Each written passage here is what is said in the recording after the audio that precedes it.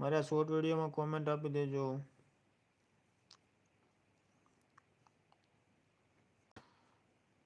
John કેન ટુચકુ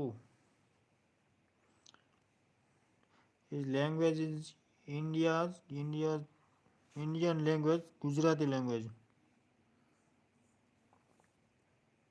John.